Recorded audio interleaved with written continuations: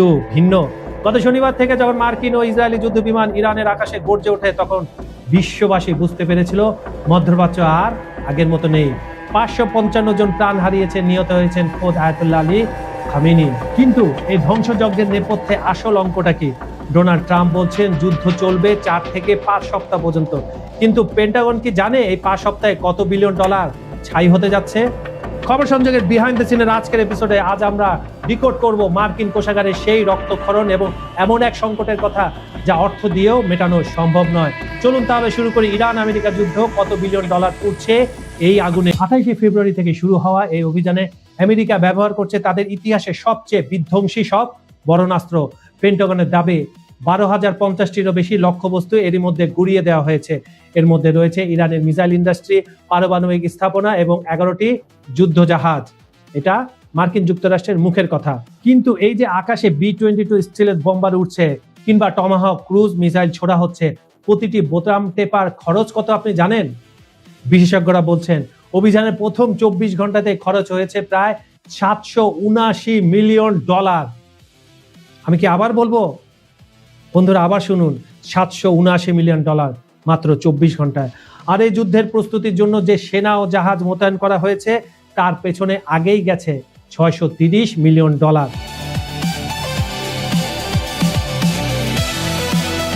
আসুন একটু হিসাব করি। ব্রাউন ইউনিভার্সিটির কস্ট অফ ওয়ার রিপোর্ট বলছে 2023 সালের অক্টোবর থেকে এখন পর্যন্ত ইসরায়েলকে সামরিক সহায়তা দিতে আমেরিকা খরচ করেছে কত? 21.7 বিলিয়ন ডলার। আর ইয়েমেন ও ইরানের চারপাশে মার্কিন নৌবাহিনীর পাহারায় খরচ হয়েছে আরো 12 বিলিয়ন। ভাবা যায়? সব মিলিয়ে ইরানের সাথে এই সরাসরি যুদ্ধ শুরু থেকেই আমেরিকার পকেট থেকে চলে গেছে প্রায় 33 বিলিয়ন ডলারের বেশি। বর্তমান অপারেশন অনুযায়ী শুধুমাত্র একটি ক্যারিয়ার স্ট্রাইক গ্রুপ যেমন ইউএসএস জেরার্ড আর ফোর্ড পরিচালনা করতে প্রতিদিন খরচ হয় 6.5 মিলিয়ন ডলার। একবার ভাবুন, আমি তো ভাবতে পারছি না, আপনারাই ভাবুন। সেখানে দুটি গ্রুপ কাজ করছে, তাহলে কত টাকা খরচ হচ্ছে আর এই টাকাটা আসে কোথা থেকে তা সবাই জানে, মার্কিন জনগণের ট্যাক্সের টাকা থেকে।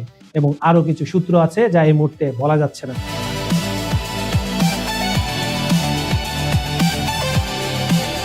এবারের যুদ্ধে সবচেয়ে মজার এবং ভয়াবহ দিক হলো লুসাস ড্রোন। এটি একটি low cost unmanned combat system. অবাক করার মতো তথ্য হলো আমেরিকা এটি তৈরি করেছে ইরানের ড্রোন ডিজাইন রিভার্স ইঞ্জিনিয়ারিং করে, অর্থাৎ ইরানের প্রযুক্তি দিয়ে ইরানকে জবাব দিচ্ছে ওয়াশিংটন।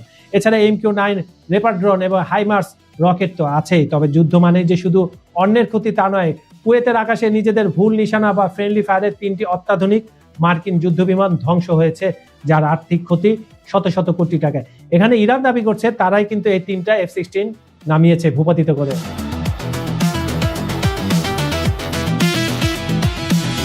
আর এখানেই টুইস্ট। বিশ্লেষকরা বলছেন আমেরিকার সমস্যা টাকা না, সমস্যা হলো ইনভেন্টরি বা অস্ত্রের মজুদ। ইরানের মিসাইল ঠেকাতে যে পেট্রিয়ট বা SM-6 ইন্টারসেপ্টর ব্যবহার করা হচ্ছে সেগুলো তৈরি করা এত সহজ নয়। এগুলো কোনো বিস্কুটের ফ্যাক্টরি না যে চাইলে দিনে 1000টা বানানো যাবে। যদি এই যুদ্ধ 4-5 সপ্তাহ চলে তবে আমেরিকার ইন্টারসেপ্টর ফুরিয়ে যেতে পারে। আর সবচেয়ে বড় ভয় কোথায় জানেন?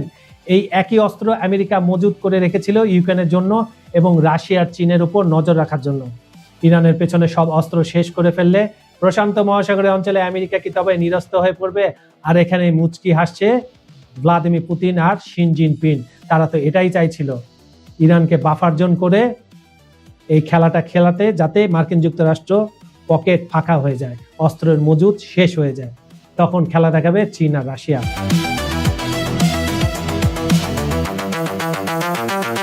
বন্ধুরা, ডোনাল্ড ট্রাম্পের 1.5 ট্রিলিয়ন ডলারের যুদ্ধ বাজেট হয়তো কাগজে কলমে অনেক শক্তিশালী, কিন্তু ইতিহাস বলছে ভিন্ন কথা। আফগানিস্তান কিংবা ইরাক, আমেরিকা কিন্তু যুদ্ধ শুরু করতে জানে, কিন্তু শেষ করতে তারা জানে না। আর এখানে ইরান বলছে তারা এই যুদ্ধ শেষ করবে, কারণ তারা বীরের জাতি। পেন্টাগনের জেনারেলরা এখন কপালে ভাঁজ নিয়ে ভাবছেন যদি ইরান তাদের কয়েক হাজার কামিকাজে ড্রোন আর ব্যালিস্টিক মিসাইল দিয়ে আমেরিকার এই বিলিয়ন ডলারের এয়ার ডিফেন্স সিস্টেমকে ব্যস্ত রাখে, তবে কয়েক সপ্তাহ পর ইসরায়েল আর ইউক্রেনের আকাশে কি উড়বে? আসল ভয়টা কিন্তু অন্য জায়গায়। ইরান যদি তাদের তুরুপের তাস হিসাবে হরমুজ প্রণালী পুরোপুরি বন্ধ করে দেয়, তবে বিশ্বজুড়ে তেলের দাম কোথায় গিয়ে ঠেকবে? তখন আপনার পকেটের টাকা আর আমেরিকার কোষাগারে বিলিয়ন ডলার সব স্রেফ কাগজে পরিণত হবে, কাগজে। মধ্যপ্রাচ্যের এই আগুন কি তবে তৃতীয় বিশ্বযুদ্ধের সলতে পাকানো, নাকি এটি মার্কিন সাম্রাজ্যের অর্থনীতি পতনের মহড়া? অনেকেই বলছে ইরান হরমুজ প্রণালী পুরোপুরি বন্ধ হয়ে গেছে, আসলে কিন্তু তথ্যটা সেই রকম না। রয়টার্স বলছে, আল জাজিরা বলছে, সবাই বলছে, এবং ইরান বলছে যে জাহাজগুলো আমেরিকান শিপগুলোতে রিফুয়েলিং করে সেই জাহাজগুলোকে তারা অ্যাটাক করছে। আর স্বাভাবিকভাবে অন্যান্য দেশ ভয়ে এখানে তাদের জাহাজ পাঠাচ্ছে না, তাই এটা অটো বন্ধ হয়ে গেছে। ইরান কিন্তু বন্ধ করেনি। এদিকে ট্রাম্প বলছেন 5 সপ্তাহ, কিন্তু সমরবিদরা বলছেন এই চোরাবালিতে একবার পা দিলে বের হওয়া কঠিন। আমেরিকা কি পারবে তাদের অস্ত্রের মজুদ বাঁচাতে, নাকি চীনের জন্য সাজানো রণক্ষেত্রটি তেহরানের মরুভূমিতে কবর দিয়ে আসবে?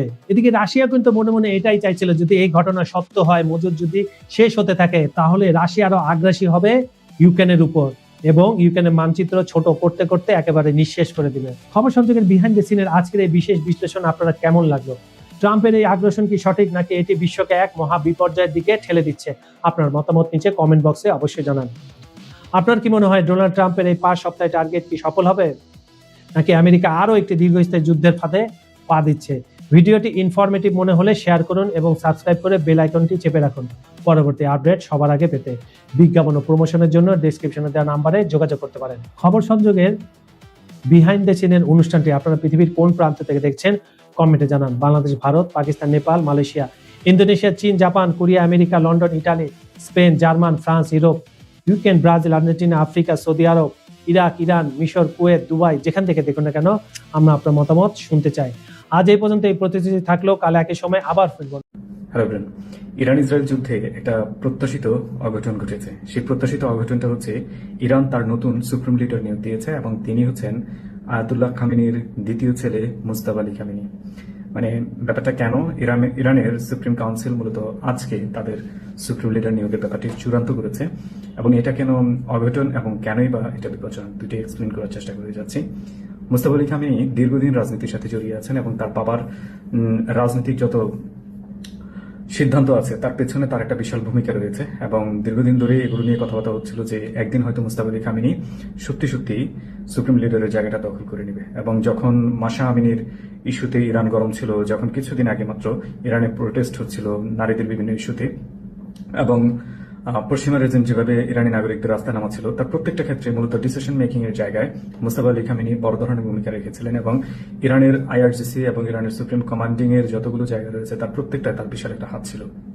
সো অনেক আগে থেকে ইরানের যারা ইরান নিয়ে বিশ্লেষণ করে তারা অনেকেই বেশ ভালোভাবে বুঝতে পারছিলেন যে আগামী দিনের সুপ্রিম লিডার অলরেডি ডিসাইডেড, এটা শুধু আনুষ্ঠানিক ঘোষণার পালা এবং সেটাই হয়েছে মুজতাবা আলী খামেনির নাম ঘোষণা করা হয়েছে আজকে।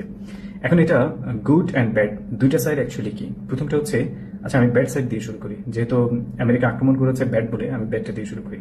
ব্যাডটা হচ্ছে আয়াতুল্লাহ খামেনি জীবিত অবস্থায় কোনোদিন নিউক্লিয়ার ওয়েপন ডেভেলপমেন্টের অনুমতি দেননি, কিন্তু তিনি ballistic missile, short range missile থেকে শুরু করে হাইপারসনিক মিসাইল, এমনকি ড্রোন ডেভেলপমেন্ট পর্যন্ত সব ধরনের অনুমতি দিয়েছিলেন। একটা জায়গায় তিনি না করেছিলেন, সেটা হচ্ছে নিউক্লিয়ার ওয়েপন করা যাবে না এবং সেটার জন্য তিনি আলাদা একটা ফতোয়া পর্যন্ত দিয়েছিলেন। তো যখন এটা তিনি দিয়েছিলেন তখন লিটারালি ইরানের নিউক্লিয়ার যে ড্রিম রয়েছে, সাধারণ মানুষের যে নিউক্লিয়ার ড্রিম রয়েছে, সেটা আসলে বেঁচে গেছে, কারণ সুপ্রিম লিডারের উপরে ইরানি কেউ কথা বলে না, বলার সাহস করে না। সো তিনি জীবিত অবস্থায় এটা সম্ভব ছিল না। কিন্তু ইন দ্য মেইন টাইম যখন আয়াতুল্লাহ খামেনি মূলত হচ্ছে নিউক্লিয়ার ওয়েপন ডেভেলপমেন্টের বিরুদ্ধে কথা বলে যেতেন, তখন মুজতাবা আলী খামেনি সত্যি সত্যি নিউক্লিয়ার ওয়েপনের পক্ষে আওয়াজ তুলতেন। এটা ইনসাইড ওয়ার্ড, যেটা আসলে খুব বেশি ডকুমেন্টেড নেই, এবং বলা হয়েছে যে মুজতাবা আলী খামেনি সত্যি সত্যি চাইতেন যে নিউক্লিয়ার ওয়েপনটা ডেভেলপ হয়ে যাক, তাহলে ওয়েস্টার্নরা ইরানের উপর আর এভাবে চাপ দিতে পারবে না। এখন যে ব্যক্তি এতদিন চাইতেন তিনি এখন সুপ্রিম লিডার হয়ে গেছেন, আর যারা এটা নিয়ে সবচেয়ে বেশি টেনশনে ছিল লাইক ইসরায়েল, ইউএসএ, তারা এখন দেখতে পাচ্ছে যে যে ব্যক্তি ওয়েপন চাইতেন তিনি এখন রাষ্ট্রের সর্বোচ্চ ক্ষমতার মালিক। তার হাতে ডিফেন্স ফোর্স, তার হাতে আইআরজিসি ফোর্স, তার হাতে বাজি ফোর্স, তার হাতে ইরানের each and every single commanding post এখন তার হাতে। একই সময়ে একটা ওয়ার সিচুয়েশনে তিনি হচ্ছেন সুপ্রিম লিডার হয়েছেন। সো বুঝতেই পারছেন ব্যাপারটা আরো ডেঞ্জারাস দিকে গড়াবে, কারণ হচ্ছে ইরান তার মোজাইক ডিফেন্স সিস্টেম চালু করেছে। মোজাইক ডিফেন্স সিস্টেমটা খুব ইউনিক এবং খুবই ডিফারেন্ট। একটু ছোট করে এক্সপ্লেন করি। সেটা হচ্ছে এরকম যে মোজাইক পাথরের একটা কুণ্ডলী আছে ধরেন কাল্পনিক, যে পাথরের কুণ্ডলীর ভেতরে এমন সব সোলজার সেট করা আছে যে সোলজারগুলো হচ্ছে সবাই সমানভাবে প্রশিক্ষিত।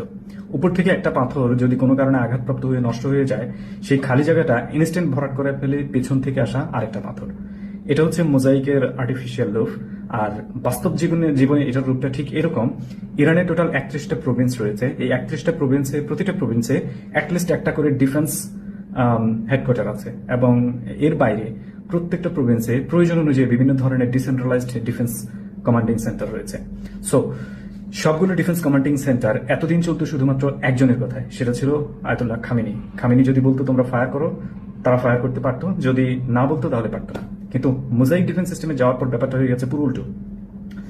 সেন্ট্রাল কমান্ডিং যদি অকেজেও থাকে, তাদের হাতে একটা সুপ্রিম পাওয়ার দেওয়া হয়ে গেছে যে তোমার প্রয়োজনে যদি তুমি মনে করো যে কোন জায়গায় অ্যাটাক করা প্রয়োজন, সেই অ্যাটাকটা যদি মিসাইল দিয়ে হয়, ড্রোন দিয়ে হয়, কিংবা অন্য যে কোনো ভাবে হয়, সেই সিদ্ধান্ত তুমি ইনস্ট্যান্ট নিতে পারবে। এবং এখন ইরানের টোটাল 31টা প্রভিন্সের অন্তত 1000 খানেকের কাছাকাছি ডিসেন্ট্রালাইজড কমান্ডিং সেন্টার রয়েছে, এবং তারা সিদ্ধান্ত নিচ্ছে নিজের মতো করে। যার কারণে ইরানে এখন যদি আমেরিকা অ্যাটাকও করে, মানে অনেক ভয়ঙ্কর অ্যাটাকও করে, ইরান থেকে যে জবাব সেটা আসলে সেন্ট্রাল কমান্ড থেকে হবে না, ডিসেন্ট্রালাইজ কমান্ডিং থেকে হবে। আর এটাকে ইরান রূপ দিয়েছে মোজাইক। এই জন্য মোজাইক বলেছে যে এখানের যারা লিডার রয়েছে, এই যে 31টা প্রভিন্সে 1000-এর বেশি কমান্ডিং সেন্টার, একজন লিডারও যদি এখানে ধ্বংস হয়ে যায়, তার পেছনে আরো 3জন রেডি করা আছে, যে কোনো একজন দায়িত্ব নিয়ে নেবে। দ্যাট মিনস হচ্ছে আপনি আর আইডিওলজিক্যালি এটাকে কিংবা ফিজিক্যালি এটাকে কোনোভাবেই ধ্বংস করতে পারবেন না। দ্যাটস দ্য ফ্যাক্ট, যেটা হচ্ছে এই মুহূর্তে মুজতাবা আলী খামেনি মূলত এই কমান্ডিং সেন্টারের হেড হয়ে গেছেন, এবং তিনি যদি চান খুব অল্প সময়ের মধ্যে কিন্তু নিউক্লিয়ার ওয়েপন তৈরি করতে পারেন। রিজন হচ্ছে 450 কেজির কাছাকাছি high enriched 60% to 80% high enriched uranium কিন্তু স্টিল নাও ইরানের কবজায় রয়েছে। আমেরিকা এটা জানে না কোথায় আছে, সারা ওয়ার্ল্ডে কেউ জানে না।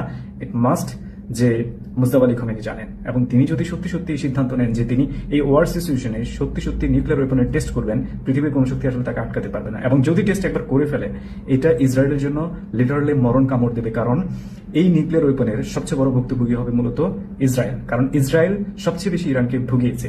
অ্যান্ড ইউএসএ তাদের জন্য বিশাল বিপদ আছে, কারণ ইরান অলরেডি ইন্টারকন্টিনেন্টাল ব্যালিস্টিক মিসাইলের মানে টেস্ট চালিয়েছে, যেটা রাশিয়ার উপর দিয়ে গিয়ে আলাস্কা উপকূলে পড়েছে আর্কটিক মহাসাগরে এই জাস্ট কিছুদিন আগে, মানে ওয়ার শুরু হওয়ার কিছুদিন আগে।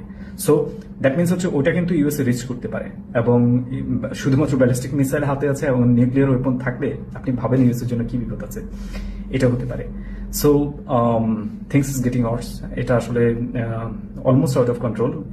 ইন দ্য সেম টাইম মানে যেদিকেই চিন্তা করি আসলে সব দিকে বিপদটা খুব দ্রুত বাড়ছে, এবং জ্বালানি থেকে শুরু করে সিকিউরিটি অলমোস্ট এভরিওয়্যার এটা হিট করে ফেলেছে। ইউএসএ তে গত 40 বছরে সর্বোচ্চ অয়েল প্রাইসে চলে গেছে, এবং আমাদের অঞ্চলে আমরা এখনো দেখতে পাচ্ছি সেভাবে মানে হাতে আসে নাই, আমরা সেটার প্রভাব ফেস করতে পারছি না। বাট আমি ইরান এটাকে প্রথম দিনেই বলেছি, যখন হরমুজ প্রণালী অফ করে দিয়েছে তখনই বলেছি আমাদের জন্য বিপদটা বড় আকারের হবে, এবং আপনি অপেক্ষা করেন, জাস্ট উইক যেতে দেন, দেখবেন যে কি অবস্থা হয়। বাজারে ইচ এন্ড এভরি প্রোডাক্টের দাম বেড়ে যাবে। যত ধরনের জ্বালানি রিলেটেড আমাদের কাজ রয়েছে তার প্রত্যেকটাতে আমরা ব্যাঘাত পড়বো। সবচেয়ে বেশি ব্যাঘাতে পড়ার চান্স রয়েছে ইলেকট্রিসিটি, যেটা এই মুহূর্তে গরম আসতে শুরু করেছে, এবং ইলেকট্রিসিটিতে আমরা ব্যাঘাতে পড়ার চান্স রয়েছে। সো ইউএস এর জন্য, আবার back to the Irani point, US এর জন্য যেটা নিয়ে ইউএস এর সবচেয়ে বেশি ভয় পেত, ইরান নিউক্লিয়ার ওয়েপনের মালিক হবে কিনা, আমার মনে হয় সেই সময়টা ইরানের কাছে খুব দ্রুত চলে এসেছে। এবং মুস্তাফা আলী খামেনি যদি সত্যি সত্যি চিন্তা করেন যে তিনি নিউক্লিয়ার ওয়েপনের মালিক হবেন, এই মুহূর্তে ওয়ার্ল্ডের কোনো পাওয়ার তাকে আসলে ঠেকানোর মতো নয়। So I don't know actually কি হবে, বাট মানে যেভাবে এটা এগুচ্ছে তাতে নিউক্লিয়ার ওয়েপনের মালিক নতুন করে দুনিয়াতে আরেকজন হতে যাচ্ছে বলে আমার মনে হচ্ছে। আর অ্যাটাকের কথা যদি বলি, এই মুহূর্তে আজকের দিনে অন্তত সবচেয়ে বেশি অ্যাটাক মূলত ইরানে হয়েছে। ইউএসএ ইরানে প্রচন্ড পরিমাণে অ্যাটাক করেছে, যার মধ্যে সবচেয়ে বেশি ছিল এয়ারফোর্স কমান্ডিং এরিয়াগুলো। ইভেন এয়ারফিল্ডে অ্যাটাক করেছে, যাত্রীবাহী প্লেন পর্যন্ত বিধ্বস্ত হয়ে গেছে, এবং তেহরানের বিশাল এরিয়া জুড়ে আজকে বড় ধরনের অ্যাটাক হয়েছে, এবং হতাহতের সংখ্যা স্পেসিফিকলি জানা নেই, তবে যে ধরনের অ্যাটাক হয়েছে বেশ বড় আকারের হতাহতের ঘটনা ঘটতে পারে। এবং রাতে আবার ইরানও মূলত ইসরায়েলে অ্যাটাক করেছে, এবং প্রেসিডেন্ট বেশ কিছু অ্যাটাক ছিল যেগুলোতে